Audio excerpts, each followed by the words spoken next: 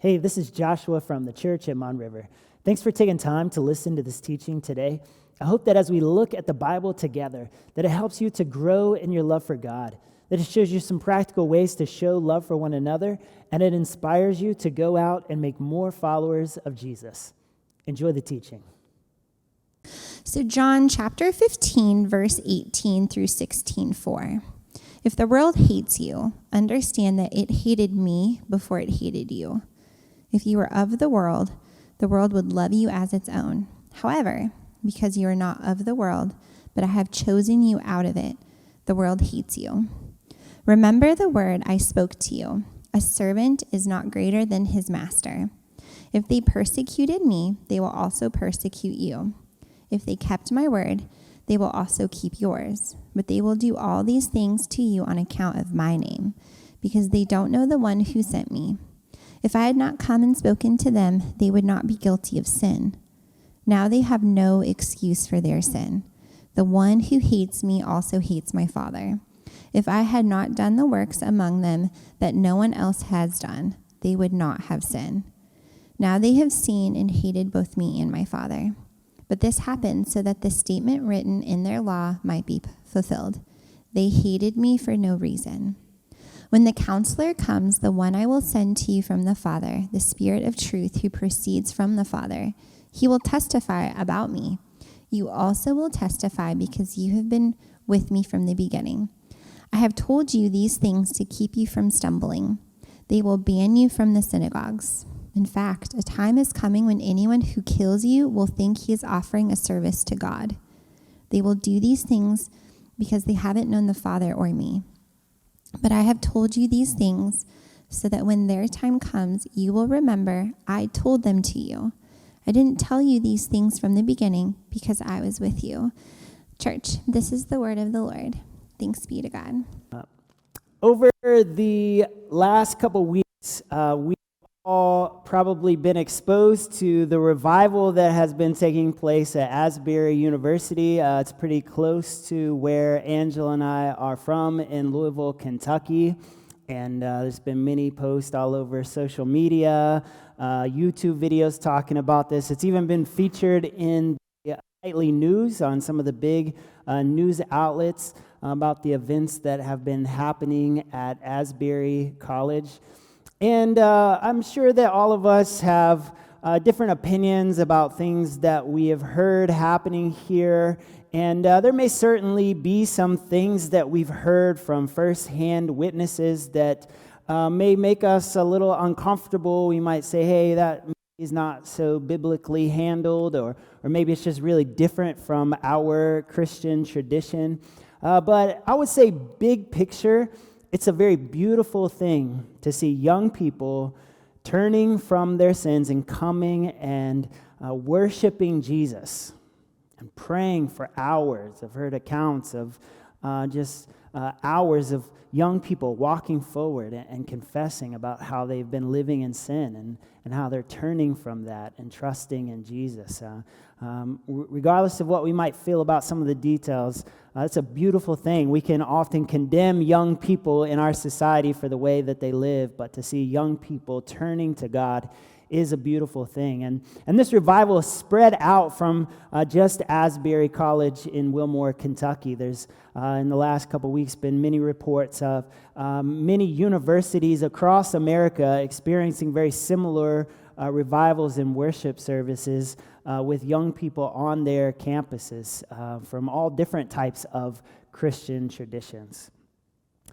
As we look historically at spiritual awakenings, even from spiritual awakenings in the Scriptures, a necessary outcome of spiritual awakening is that people leave the place of this Christian worship gathering where they've experienced the presence of God, and they begin to go out into their communities and proclaim Jesus Christ.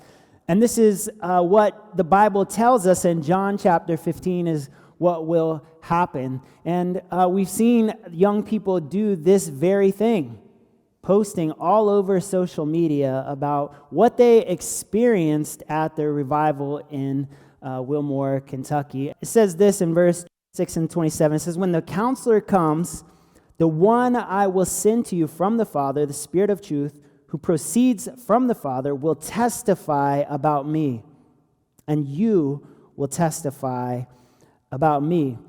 And this word testify, this means that you give a story as evidence, like in a court of a law. It's that your life, your experience serves as the testimony and the evidence. And this is exactly what's happened there in Wilmore, Kentucky. And when we think about this idea of spiritual awakenings resulting in testifying about Jesus, there's no spiritual awakening that's greater than the original spiritual awakening that we find in Acts chapter 2. The followers of Jesus, the ones that Jesus is speaking to in John chapter 15, were gathered together after Jesus ascended into heaven. They're likely gathered together in the very same room that Jesus is giving this speech in John chapter 15. And they're there praying together, and the Holy Spirit falls upon them. It falls in a very tangible way, in a visible way. And they began to testify. Began to testify about Jesus in many different languages, even languages that they weren't familiar with.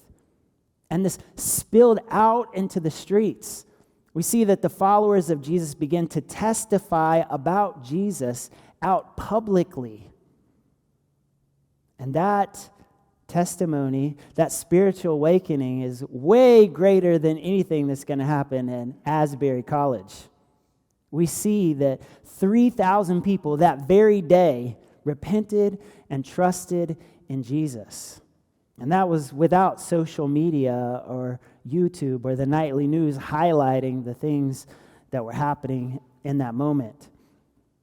And we see in John chapters 13, John chapter 17, Jesus is preparing his followers for all these events that are about to unfold, preparing them for the coming of the Holy Spirit. He's preparing them for these moments when they will go and they will testify about Jesus, when they will speak in these different tongues, when many people will be saved. The message that Jesus gives in John chapter 15 to prepare them for this moment was not this passionate, charismatic moment. The message that he shares is a very sobering message.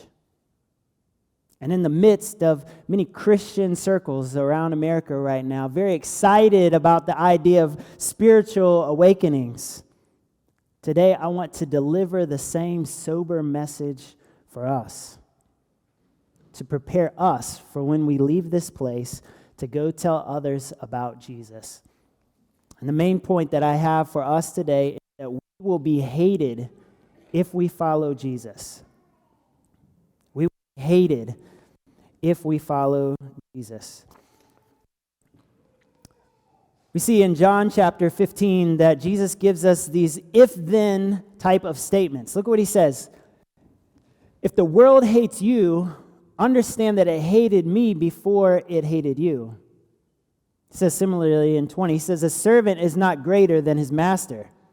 If they persecuted me, they will also persecute you. We've seen we've studied over the last couple weeks that Jesus has made other if-then statements. These are all very positive, talking about his blessings. Hey, if you follow me, then you will receive these positive benefits. Talks about how he's going to go prepare a place for them and take them with him. Says, hey, if you follow me, then you will receive my peace. Talked about last week, he says, hey, if you follow me, then you will receive my joy. But not only do we receive the positive blessings that Jesus had, we also receive the negative things about Jesus in his life. He says, if you follow after me, then you yourself will be hated as well. Jesus says, you're not greater than me. If they hate me, they're going to hate you too.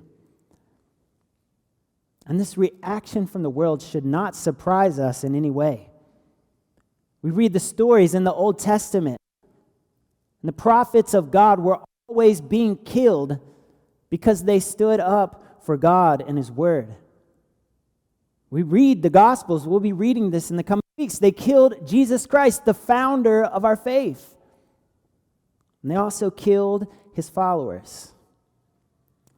With the exception of Judas, who hung himself, with the exception of John, the author of this book, who spent the last years of his life exiled on an island, all of the other followers of Jesus, the originals, were all brutally killed because they testified about Jesus. We come from a long line of people who've had property seized and lost their jobs, been beheaded, been burned alive because they are followers of Jesus. And this is still happening today. I read a story about a Nigerian pastor. Some gangs came in and they captured this man and they killed him. I just read about how China is increasing the lockdown on Christianity in their country, making it nearly impossible for Christians to meet together. They're doing everything they can to stop any Christian organization from posting anything on social media or having any sort of website.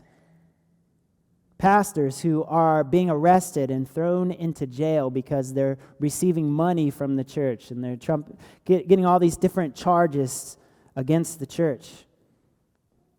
Just last week at Prism, I was talking to an Indian young man, and he was telling me that Christianity is not illegal in his country, but he said it's legal that if a Christian is telling else about Jesus, allowed to punch the Christian.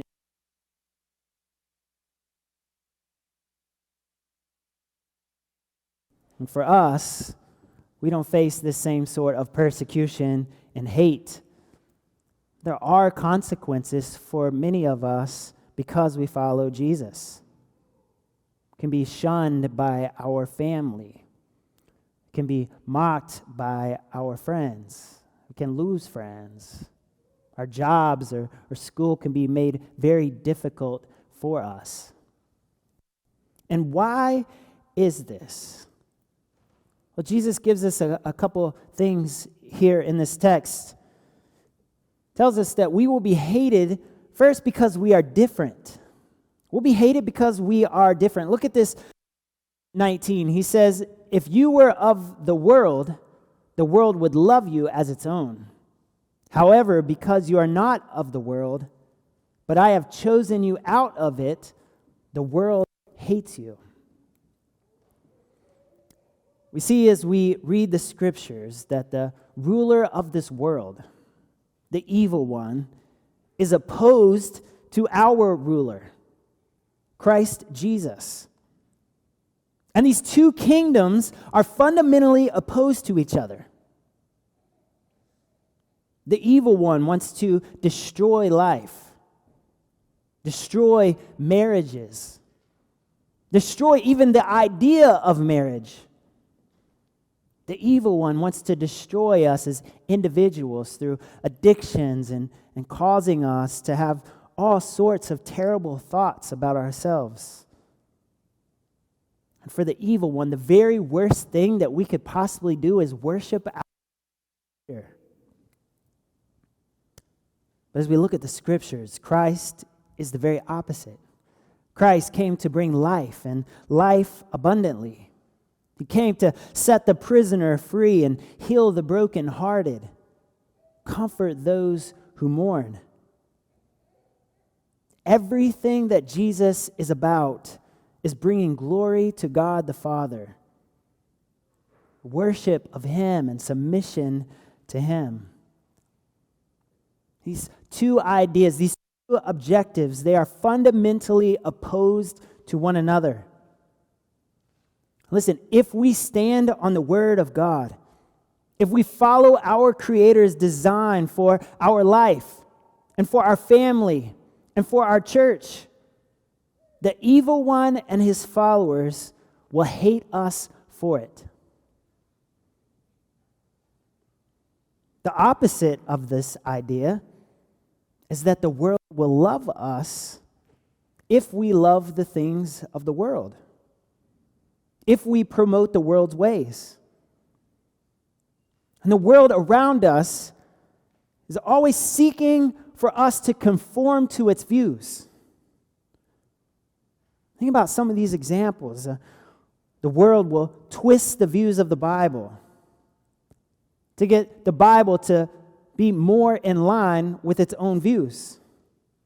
Yeah, that's not really what the Bible means when it says what it says. I want you to consider this new interpretation. Although Christianity has held this view for 2,000 years, we are asked as Christians to just make small compromises.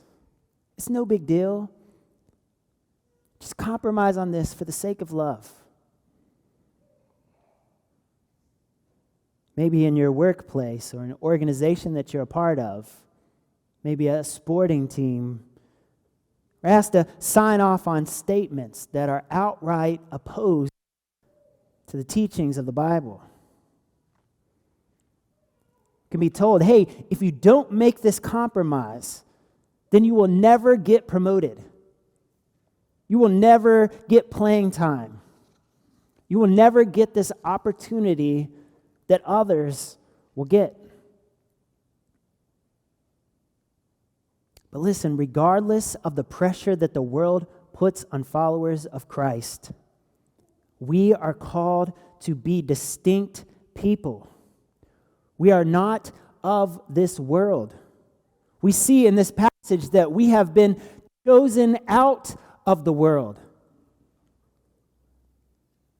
We see in the book of 1 Peter, I encourage you to read it this week if this topic interests you. The book of 1 Peter was a letter that this follower of Jesus wrote to the persecuted church that was scattered all over the region. And he begins his letter by saying these words. He says, "You are a chosen people. You are a royal priesthood. You are a holy nation. People called out of darkness and into the light." As we look at the Old Testament, we see that the people of God were physically marked as distinct from the nations around them. They were called to be circumcised physically, to wear head coverings and tassels on their clothes. They were not to have piercings and tattoos like all of the nations around them. They were called to have very unique worship. For us in the New Testament, those who are part of the new covenant, our markings are not external like those in the Old Testament. Our markings, our distinctiveness should be internal. Through the fruit of the Spirit. We should be people that are marked with love and joy, and peace and patience, and kindness and goodness and faithfulness, and gentleness and self-control.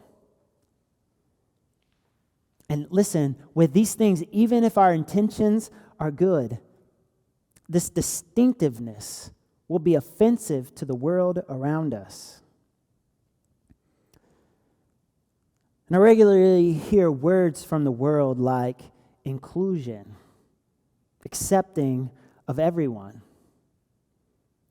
If you really think about it, the world is just accepting of people who see things exactly like they do. And we as Christians who have different views than one that is mainstream, we are called bigoted and hate-filled just for stating our scriptures or holding to biblical teaching. And listen, the hypocrisy of this is that very action is the definition of bigotry. Look at this definition here. To be bigoted is to be prejudiced against a person or group because of their affiliation to that group.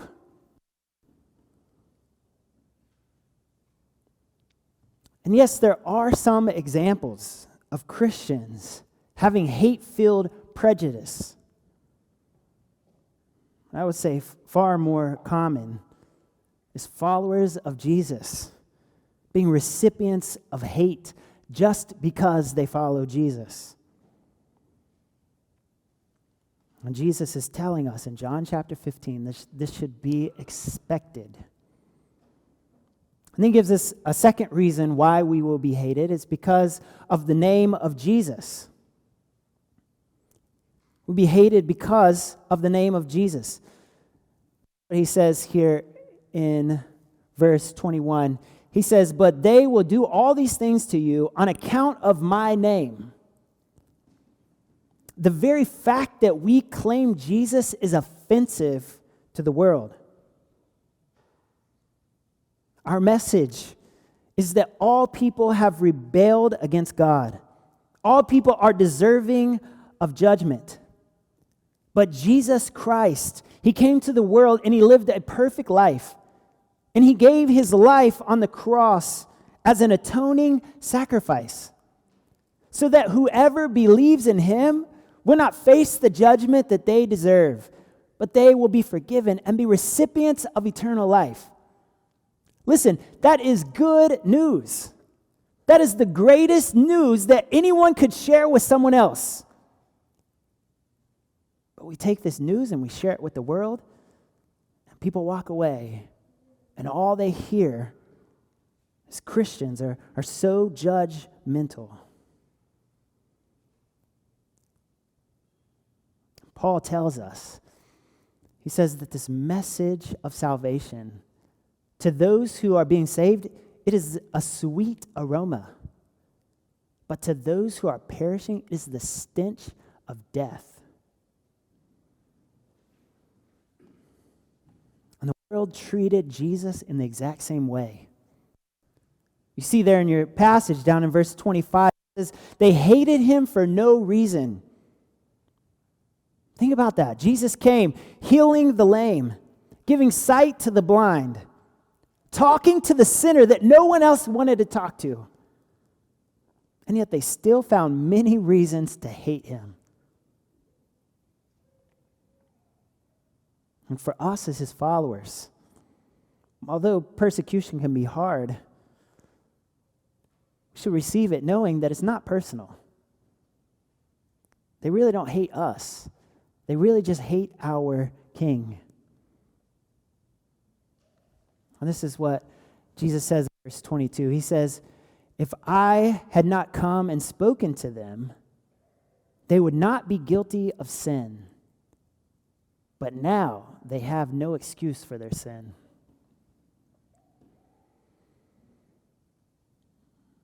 Jesus is speaking these words, referring to the Jews in those days who had the Old Testament scriptures. They were pointing forward to all of these prophecies about the coming Messiah. And here comes Jesus, fulfilling every single one of them. And yet they still rejected him. And Jesus says for those Jews, even more guilty. Elsewhere, Jesus says that on the day of judgment, it will be better for Sodom and for Nineveh, the two most wicked cities in the Old Testament, than for the Jewish people who saw him and heard his words and yet still rejected him.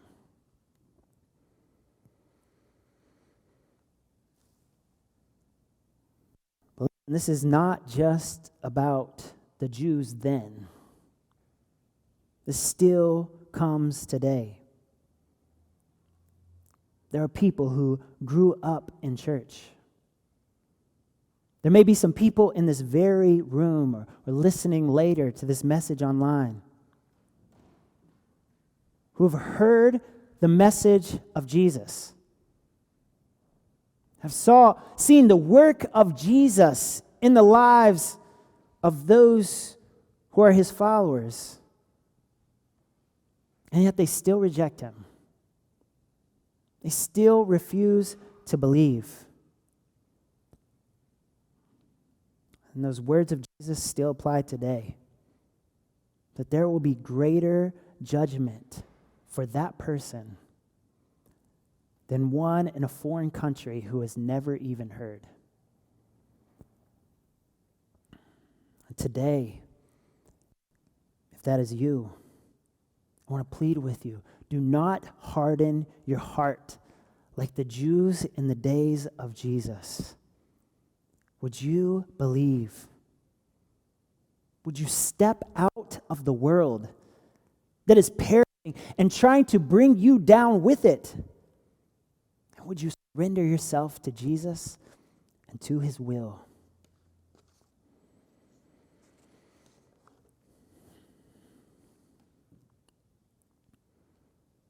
We just talked about Jesus and his followers being persecuted even though they don't deserve it. But I do acknowledge that there is some hate that Christians receive that is deserved. In 1 Peter, the letter to the persecuted church, he says this. He said, if you're persecuted, may it be because of the name of Christ.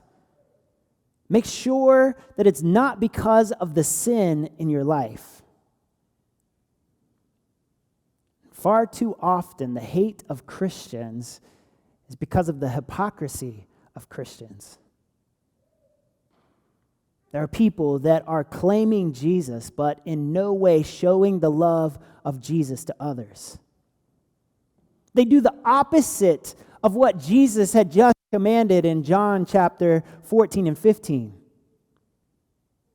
They attack the weak. They attack the hurting. They attack those who are caught up in sin. And not only that, they attack others within the church, other disciples of Jesus, instead of loving them in the ways that Jesus commanded. There are preachers that are preaching Jesus boldly on Sunday morning and then turn around on Monday and embezzling money from the church, having affairs with church members, abusing those within their church. Listen, this does not glorify God. This dishonors the name of Christ. And there might be some who come as a guest, or maybe they're listening online later, and they feel really passionate about this specific topic because they've been hurt by Christians. And on behalf of the church, on behalf of Christ, I'm sorry for this.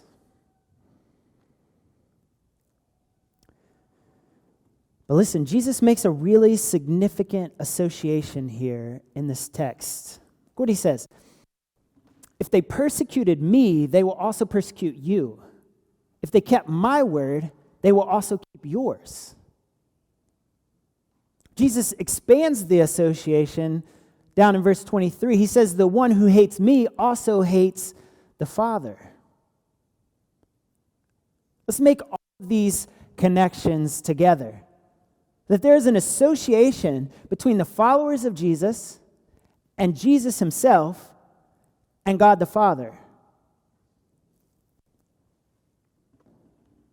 Let's think about this. Jesus is saying, if someone says that they accept God the Father, yet they reject Jesus, he's like, no, that can't happen. Specifically thinking about these Jews who are accepting God the Father but reject Jesus. But very similarly, if someone says, I accept Jesus, yet they hate his followers, how can that be? Think about this in context of last week's lesson with the vine and the branches. This would be like someone saying, I love the vine, but I hate everything about the rest of the plant. I hate all of these branches coming off of the vine. Listen, I know that the church is imperfect. But as imperfect as it may be, the church is the representation of Jesus on this earth. The New Testament tells us that the church is the body of Christ. And to accept Jesus is to accept his body, his people. Listen, this association, a charge to us as the church to realize that we are the representation of Jesus. This is why it's so important for us to obey his commands, to be that distinct, to be that royal priesthood among the nations. This is why it's so important to choose pastors that are Christ-like examples. This is why it's important for us to speak into each other's lives when we're dishonoring Christ in the way that we live, calling each other back into Christ-likeness.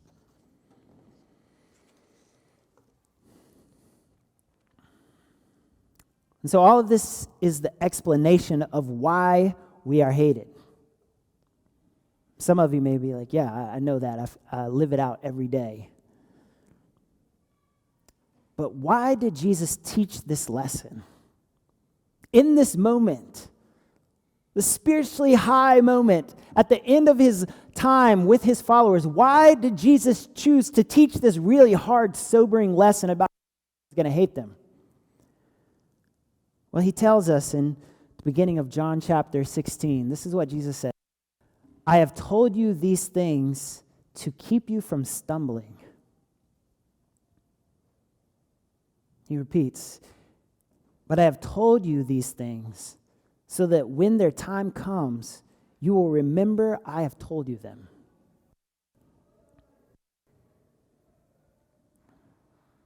Anyone who is a follower of Jesus will naturally obey his commands, and they will naturally go out and testify about him. The things we've been talking about over the last couple weeks. But the necessary outcome of that is that we will be hated. And Jesus, he's saying that not everyone's faith will survive the persecution. Think about this. Jesus' disciples, they're just coming off the most spiritually high time that anyone could have. They've been living with Jesus and doing ministry with him and seeing all the crazy, miraculous things that he's been doing for several years. And here he's warning them. These good times are coming to an end. And it's going to be hard. And you're going to be persecuted. And Jesus, he had just given the prediction that Judas was going to betray him and that Peter was going to deny him. And here is the Savior. He's like, I'm trying to prepare you for what's to come. I don't want you to give up under pressure. I think about the parable of the seed and the sower. It says that there's one who receives the news of Jesus, and they get excited, posting all over social media about Jesus. But in that story, it says that when persecution comes on account of the word, that they immediately fall away because they have no roots. Listen, we can celebrate spiritual awakening among young people. But at the same time, we need to be aware of the sober reality that while these spiritually high moments are awesome, they are not the norm of Christianity. What's much more common is the day-to-day trials and temptations and persecutions. And we have to prepare ourselves so that we will survive in these moments. This week I was thinking about this idea, and I was thinking about the military. I guess there's probably some similarities about these young recruits. They're all excited about joining the military and going off into great battles, experiences that lay ahead for them. As I was thinking, what those moments are like, those same recruits when they're out on the battlefield, and the bullets come flying past their head. They look over and their buddy is lying lifeless next to them. And I was curious this week, so I reached out to a friend of mine. He's a lieutenant colonel in the Army.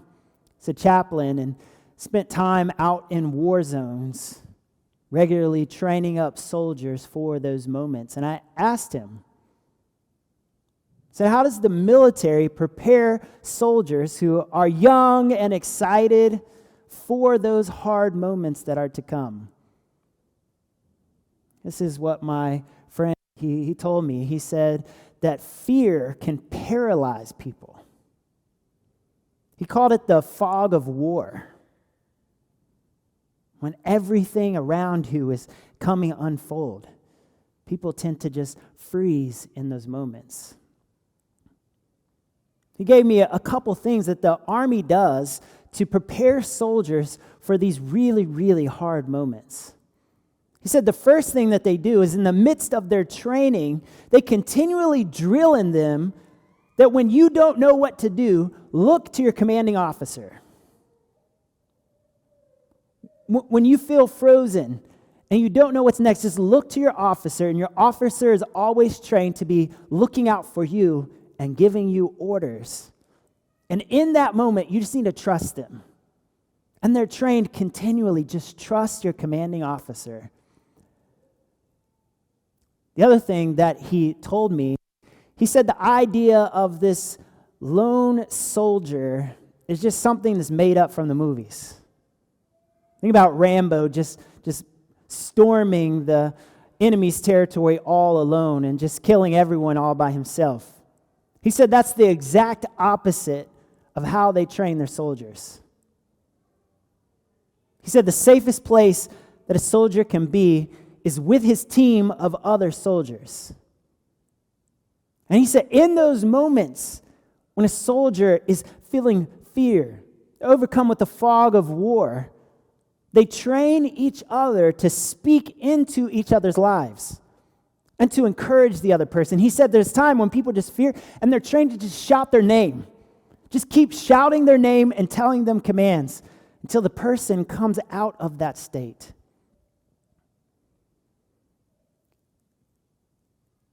I was thinking about this and how this connects with us as Christians. The main takeaway that I have for us as a church is when you are under fire, the persecution that will come, trust the voices in your life. Trust the voices in your life. When I think about some of these voices, I think about the context of John 15, the passage that we're studying today. The verses right before this, right before Jesus promising commanding the church to love each other, for us to lay down our lives. Jesus is saying, hey, listen, you go out there and the world's going to hate you. But when you're in here, there should be a unique love for each other. And in those moments when we're suffering, we're being persecuted, God has given us each other. And just like the lone soldier is in serious danger, so is the lone Christian. We need to encourage each other in the persecution, to learn to trust each other's voices. There's another voice that we see given to us by Christ. He says this in John chapter 17, talking about persecution to come. He says this in his prayer. He says, I have given them your word. The world hated them because they are not of this world, just as I am not of the world. I am not praying that you take them out of the world, but that you protect them from the evil one. They are not of this world, just as I am not of this world. Sanctify them by truth. Your word is truth. And listen, while we might not have Jesus, our King, here on this earth with us, we have his words recorded for us. And it is these sweet truths that we must cling to in those moments of persecution.